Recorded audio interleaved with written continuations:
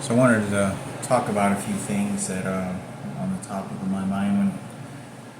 There's a couple of different things. One was Michaela. The other one, but the first discussion I wanted to speak of was some of my homeless experiences. And, I have been in every single treacherous homeless experience you can imagine, and in the worst conditions. And it's easy to say that once you've had maybe 1 or 2 days in a lot of different environments. But I lived like that for months and months on end, where it really wears down on your ability to stay focused and to keep moving forward and maintain your hygiene, maintain productivity in your life. Snow, rain, bugs, roaches, snakes, dogs, feces and spit and trash, you name it. And it was just so constant. No money to get on a bus. You got to calculate your money, make sure you have enough to get a bus ticket, and to find a little bit of pleasure throughout your day. You simply just, buy you a 75-cent dollar soda, and it just to help sort of maintain the simple things, the pleasures of life. So, but I was thinking, I remember being homeless, and this is about 5 or 6 years ago. And I used to live underneath, I lived for almost a month, like weeks on end until the police kicked me out of there. But I lived underneath the bridge, and I slept at this sort of big pond area, and over by Home Depot, but it's not there anymore. It's over by George Bush Turnpike. Used to be Home Depot. They have like a Pet Boys, and it's right across the street from where I got the transmission change from my car. Like literally, it's like half a mile from. It's almost visible from where you can see the dollar movies. Well, not even. No, you can't see dollar movies, but you can see. It's almost like where my apartment complex is.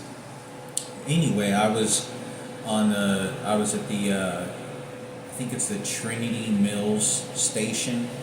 I think it's called the Trinity Mills station, train station. And about 50 yards, I was living underneath the bridge within sight and deep in the corner. And I remember being there, and I decided to go get something to eat or drink. And usually you try to find the closest grocery stores, little places that you can eat, and any kind of comfortability. And there's a little Indian market, like a Pakistani kind of market area, Middle Eastern foods, like Middle Eastern people, like the people that come from like the Middle East, and people from like India. Most of them are all from India, not Pakistan. They're like from India, and they own a lot of the chain stores. They own all the stores, all accumulated together, all in the entire complex. So they're all it's a populated India place. And I happened to go there, and I walk 100 yards, across a totally empty parking lot to get there. And I give me some drinks, and I don't know much of their food or snacks, so I just kind of choose out, something that's like I don't know really what's good or not, So, but I recall as I was walking there and I get a little closer that there was a guy that looked a little bit like Frankie. And this guy was severely disabled. I mean, this guy, if I had ever seen anybody been disabled working, I have never seen anybody more disabled of a person and still working like he was a slave. This guy, and I'm not saying when he was working like a slave, but he had like one arm that was like messed up, and one of his legs were like deformed, and like both his legs curved inwards as he walked, and he had a hunch, and he was like just grabbing these carts, and he was like pushing. Like, have you ever seen people like in foreign countries where they're like they have like missing legs, or their legs are crippled, and you will never see that work of effort in the U.S. like that. You know, obviously because people are not thrown into the streets like that.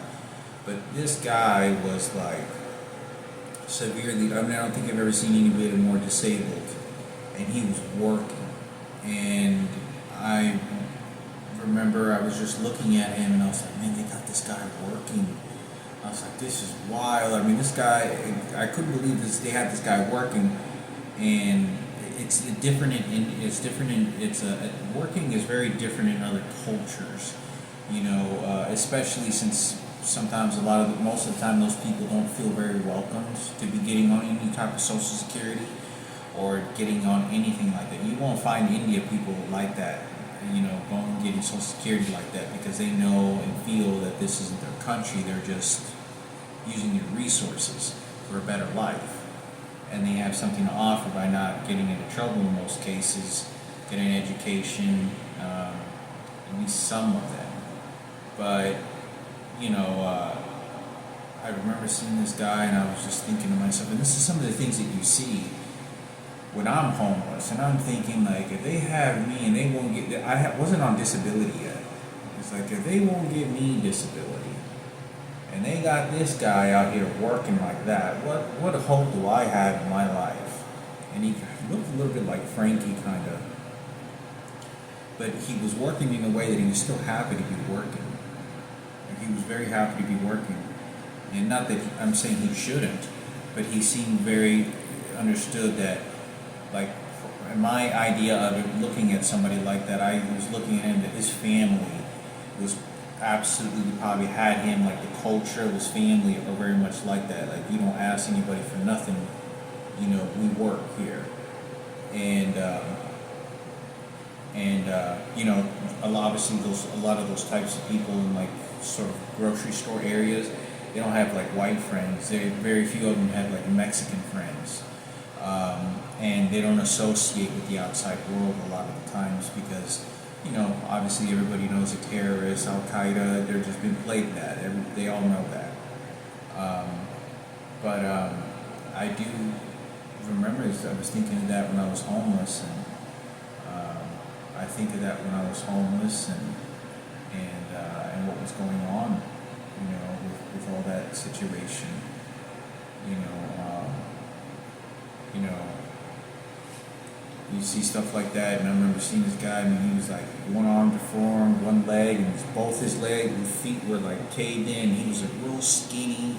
He was like 5'5", not a very tall guy, and gosh, I don't even know, maybe he even had like a missing eye, like a patch or something, like, and it was like, you know, limping on one side of his face. And I couldn't believe it. I was looking at this guy and I was just like, and I'm sleeping underneath the bridge and I'm just getting something to eat. You know, it's things like, there's so many things and elements you come across when you're homeless that it takes such a long time to go through in life and to build in a conversation because, you know, nobody gives a shit. Nobody cares, you know. And I just, you know, you see stuff like that and you lose hope, and the idea is like, man, you know, a lot of the times those types of people didn't fuck up in the beginning, and that's why they're still able to have a functional life as opposed to, you know, what had happened with me, and you know, you don't really get second chances anymore. So, yeah, I thought I'd share that. I know it's probably since the store, but I remember that I don't know if he's still alive or still works there. But I was going there for like several weeks, just picking up the little juice drinks they have there, and you know, refueling, and you know, seeing somebody like that work, and I was just like, you know, ain't nobody gives a shit, nobody cares. But I wanted to also talk about another thing and another topic, and I'll make another video on it.